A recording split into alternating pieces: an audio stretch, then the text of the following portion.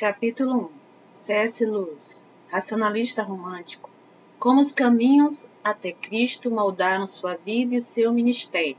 John Piper.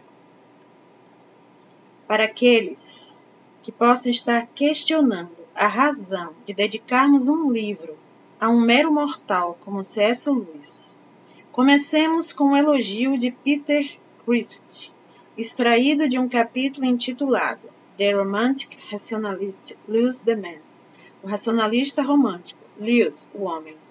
Certo dia, em uma era lúgubre e sombria, quando o mundo da especialização havia tornado obsoleto todos os gênios universais, poetas românticos, idealistas platônicos, artífices retóricos e até cristãos ortodoxos, apareceu um homem quase que de outro mundo, um dos próprios mundos fictícios.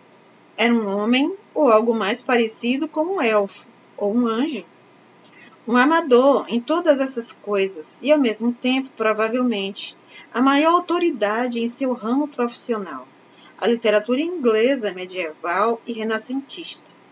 Antes de sua morte, em 1963, ele produziu obras da melhor qualidade em história literária, crítica literária, teologia, filosofia, autobiografia, estudos bíblicos, filologia histórica, fantasia, ficção científica, cartas,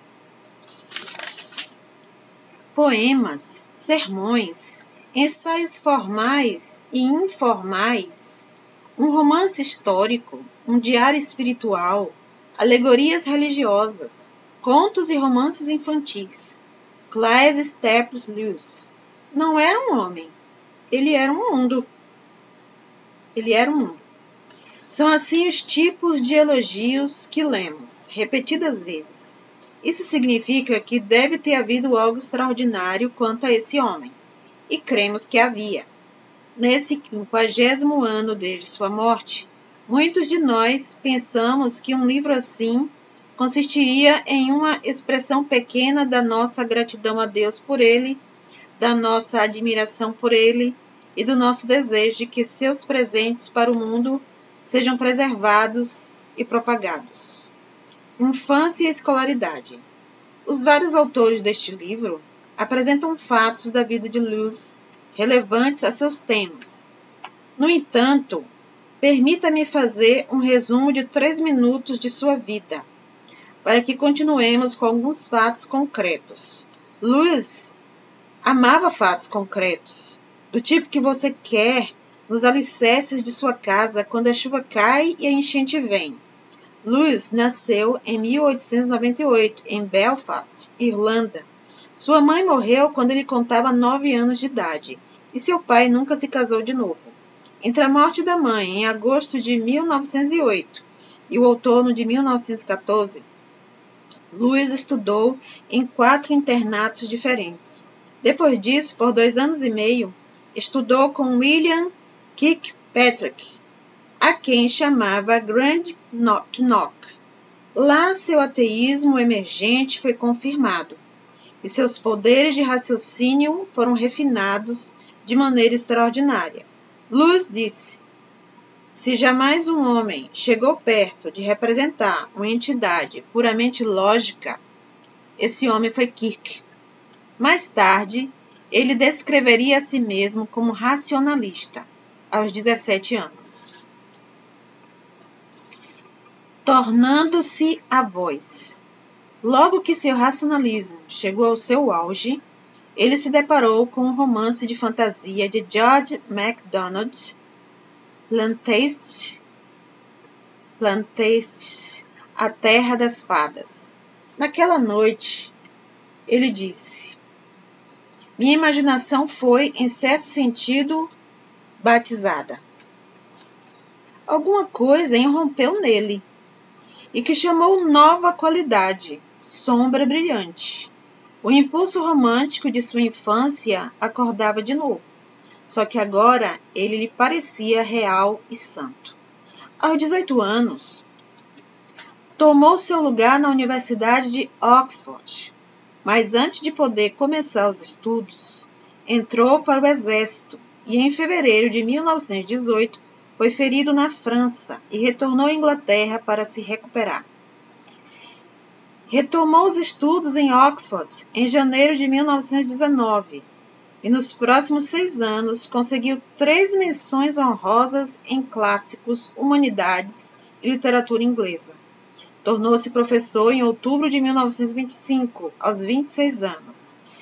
6 anos depois, em 1931, professou a fé em Jesus Cristo e estava firmado na convicção de que o cristianismo era verdadeiro. Dentro de 10 anos, ele se tornaria a voz da fé da nação inglesa durante a Segunda Guerra Mundial, e seus discursos irradiados entre 1941 e 1942 são considerados clássicos. Lewis em plena forma. Ele estava em plena forma da criatividade e produção apologética. No auge, era provavelmente a maior autoridade mundial em literatura inglesa medieval e, de acordo com um de seus adversários, o homem mais instruído de sua geração. Mas ele era muito mais que isso. Livros de todos os tipos estavam sendo lançados: O Regresso do Peregrino, Alegoria do Amor, Cartas de um Diabo a seu Aprendiz, Perelandra. Em 1950, começaram as Crônicas de Nárnia. Todos esses títulos eram de gêneros diferentes e mostravam a versatilidade impressionante de Lewis como escritor, pensador e visionário imaginativo. Ele figurou em uma capa da revista Time, de 1947. Em 1955, após 30 anos em Oxford, mudou-se para a Universidade de Cambridge, a fim de lecionar literatura inglesa medieval e renascentista. No ano seguinte, com a idade de 57 anos, casou-se com Joy Davidman. Logo antes do 4º aniversário de casamento, ela morreu de câncer. E 3 anos e meio depois, faltando 2 semanas para completar o 65º, no dia 22 de novembro de 1963, Lewis a seguiu. Uma vida de direcionamento. Lewis é mais popular como autor hoje que durante toda a sua vida. Suas Crônicas de Nárnia já venderam mais de 100 milhões de exemplares em 40 idiomas. Vou argumentar que uma das razões desse encanto consiste no fato de Lewis ser um romântico racionalista, de um grau excepcionalmente alto e saudável. Minha tese é que seu romantismo e racionalismo foram os caminhos pelos quais ele veio a Cristo. Viveu a vida e produziu sua obra. Eles o moldaram em um professor e autor com dons extraordinários de lógica e comparação.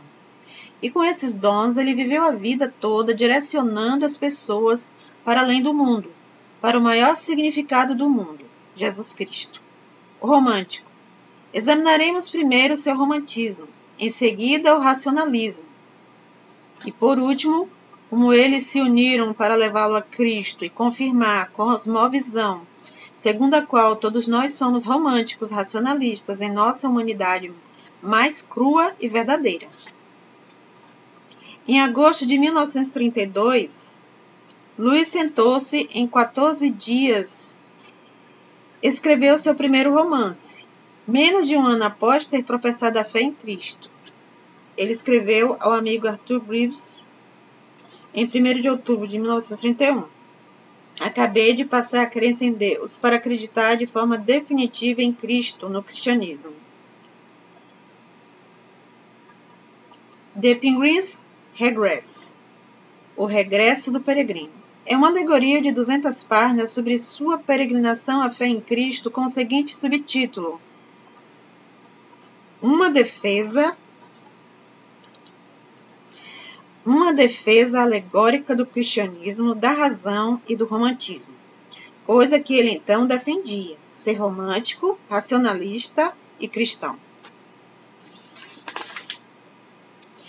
Romantismo significa alegria.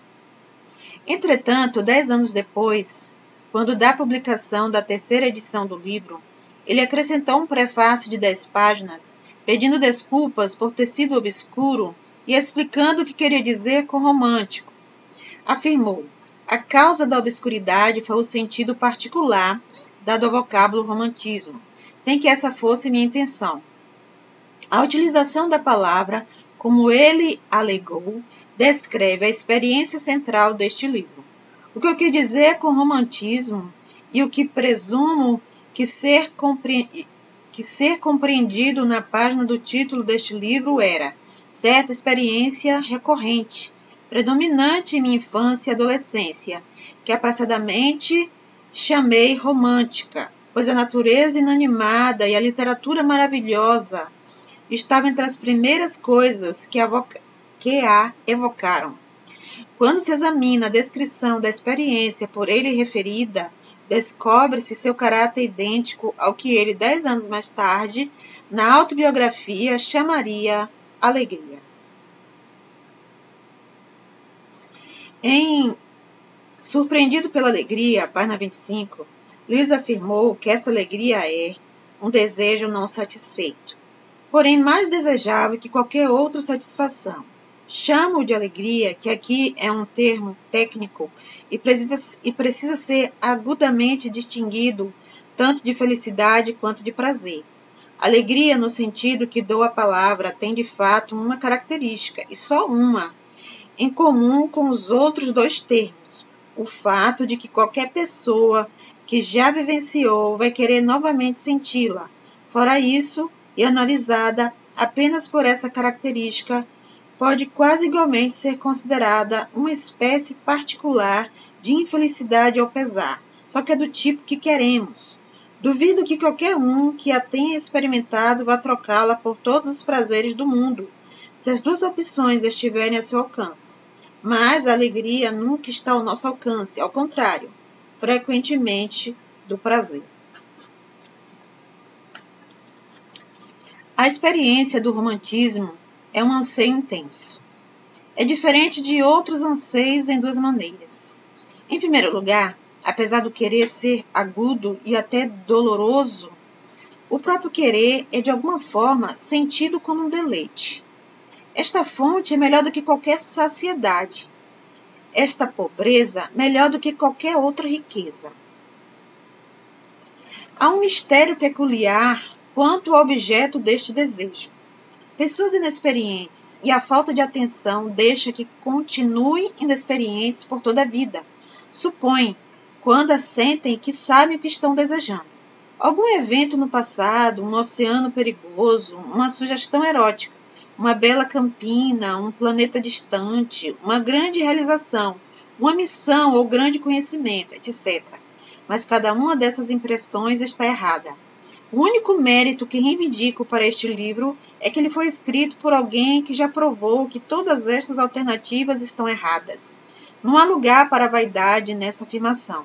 Sei que estão erradas, não pela inteligência, sim pela experiência, pois eu mesmo fui iludido por cada uma dessas respostas falsas. Já contemplei cada uma delas com fervor suficiente até descobrir a trapaça. Se um homem diligentemente seguir este desejo, perseguindo os falsos objetos até que a sua falsidade se torne aparente, e em seguida, resolutamente, abandonando-os, ele deve chegar afinal ao conhecimento claro de que a alma humana foi feita para desfrutar de algum objeto que nunca foi inteiramente dado, que não pode nem ser imaginado como dado, no nosso modo de existência presente, subjetivo e espaço-temporal. A dialética do desejo. Lewis designou essa experiência um tipo de prova ontológica, vivida da existência de Deus. Ou pelo menos, prova de haver algo além do mundo criado. A dialética do desejo, diz ele, fielmente seguida, iria forçar você não a propor, e sim a viver, um tipo de prova ontológica. Um tempo depois, quando escreveu o Cristianismo Puro e Simples, ele diria algo que se tornou famoso. Se descubro em mim um desejo que nenhuma experiência deste mundo pode satisfazer, a explicação mais provável é que fui criado para um outro mundo. O anseio lancinante. Assim, a essência do romantismo de Lewis consiste em sua experiência do mundo, que repetidas vezes avivava nele o sentido de sempre existir algo mais que o mundo criado, algo diferente, alguma coisa além do mundo natural. No início, ele considerou o desejo ou o anseio lancinante o que ele de fato desejava. No entanto, depois da conversão, ele escreveu: Hoje sei que a experiência é considerada como estado da minha própria mente. Nunca teve aquela importância que cheguei a dar-lhe. Foi valiosa somente como indicador de algo distinto e exterior. Esse algo distinto e exterior a mais era maravilhoso, mesmo antes de se conscientizar de que ele desejava a Deus. Assim que se tornou cristão, o anseio lancinante não foi embora, apenas por saber agora quem era o alvo. Creio, disse ele, que a velha punhalada, o velho sentimento de doce amargor, atinge-me desde a minha conversão com tanta frequência e agudez quanto fez em qualquer outro momento da minha vida. A história central de sua vida. Alan Jacobs escreveu: Nada estava mais próximo do cerne do seu ser que essa experiência. Clyde Kilby afirmou: De uma maneira ou outra, ela paira sobre quase cada um dos seus livros. E o próprio Lewis disse: De certa forma, a história central da minha vida não é sobre outra coisa. E quando lemos suas repetidas descrições dessa experiência de romantismo ou alegria, em Surpreendido pela Alegria, O Regresso Peregrino, O Problema do Sofrimento e O Peso de Glória, percebe-se que Lewis não vê isso como uma coisa estranha em sua personalidade, e sim como característica humana. Todos nós, nesse sentido, somos românticos. Devin Brown declarou: O uso de Lewis inclusivo de vocês nesses trechos deixa claro que Lewis acredita ser esse um desejo já sentido por todos nós. Poderíamos dizer que essa é a história central da vida de todos. Nosso desejo escondido do céu. Por exemplo, em O Problema do Sofrimento, Lewis argumenta que até as pessoas que nunca pensaram em desejar o céu não estão vendo com clareza. Em certas ocasiões, penso que não desejamos o céu, mas, mais vezes ainda, fico imaginando se, em nosso íntimo mais profundo, jamais desejamos outra coisa. Vislumbres torturantes, promessas que não chegam a cumprir-se, ecos que morreram no momento mesmo em que chegaram a seus ouvidos. Mas se surgisse um eco que não morresse, mas se transformasse no próprio som, você saberia. Além de toda possibilidade de dúvida, você diria: aqui está finalmente a coisa para a qual eu fui feito. Portanto, Lewis via em sua experiência com o romantismo a universalidade da experiência humana. Todos somos românticos. Todos nós experimentamos de vez em quando, alguns mais que outros e alguns com mais intensidade que outros, um desejo que o mundo não pode satisfazer, um sentido de que deve haver algo mais. O racionalista. Voltemos agora para o racionalismo de Lewis. Como ocorreu com o termo romantismo, o uso do termo racionalismo aqui significa algo diferente do uso comum na filosofia. Queremos dizer que Lewis nutria profunda devoção à racionalidade, ao princípio da existência da verdadeira racionalidade e de sua raiz na razão absoluta. Lembremos-nos de que do subtítulo O Regresso do Peregrino é uma defesa alegórica do cristianismo, da razão e do romantismo. Já vimos o que ele quis dizer com o uso de romantismo. Mas qual era a sua defesa da razão? Lógica que leva além da natureza. A forma mais simples de alcançar o âmago da racionalidade de Lewis significa afirmar sua crença na lei da não contradição. Ele cria que o abandono dessa lei geraria perigo não só para a verdade, mas para o romantismo e a alegria. A lei da não contradição significa apenas que afirmações contraditórias não podem ser verdadeiras ao mesmo tempo e da mesma forma. Lewis concebia a lógica como expressão verdadeira da realidade última. As leis da lógica não são convenções humanas criadas de modo diferente de cultura para cultura. Elas estão enraizadas em como Deus é, e as leis da lógica possibilitam o conhecimento verdadeiro da realidade. Conclui então, ele escreve, que a lógica é um discernimento verdadeiro de como as coisas reais devem existir. Em outras palavras, as leis do pensamento também são as leis das coisas. das coisas no espaço mais remoto, no tempo mais remoto. Dois caminhos a um lugar. O compromisso com as leis básicas da lógica ou da racionalidade levou Lewis no caminho filosófico ao mesmo Cristo encontrado no caminho do romantismo ou da alegria. Ele o expressou dessa forma. Esta dialética vivida do meu romantismo e a dialética apenas argumentada do meu progresso filosófico convergiram no mesmo alvo, a realidade do teísmo do cristianismo e de Cristo como Salvador do mundo. No caminho romântico, Lewis foi levado a olhar vez após vez para além da natureza, em busca da realidade última, e por fim para Deus em Cristo, porque seu desejo não podiam ser explicados como produtos deste mundo. Agora, no entanto, como ocorreu mesmo mediante o uso da razão?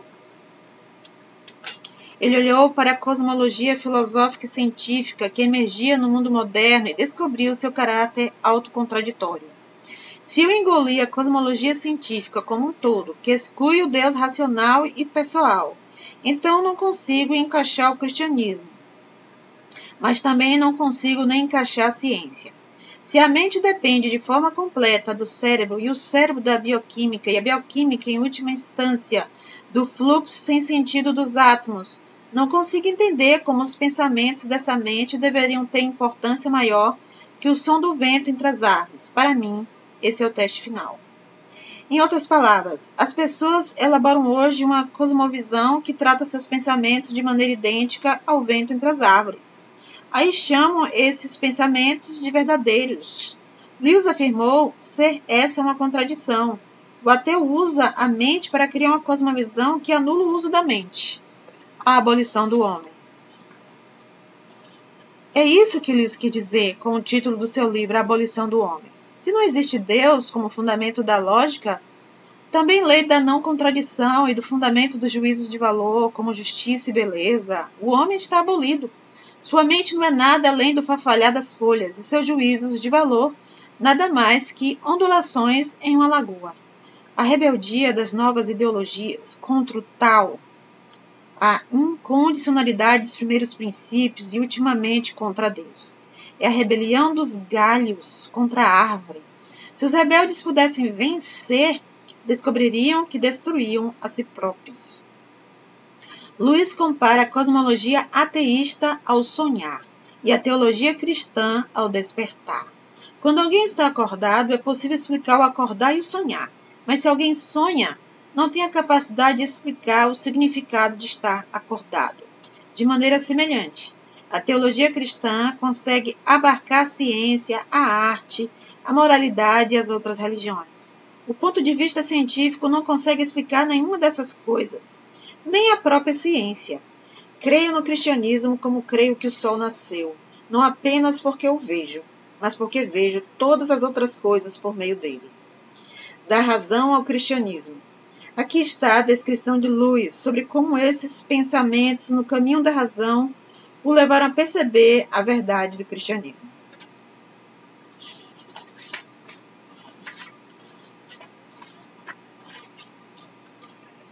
Por causa desses fatores e de outros como eles, somos levados a pensar que a cosmologia científica popular com certeza não é verdadeira.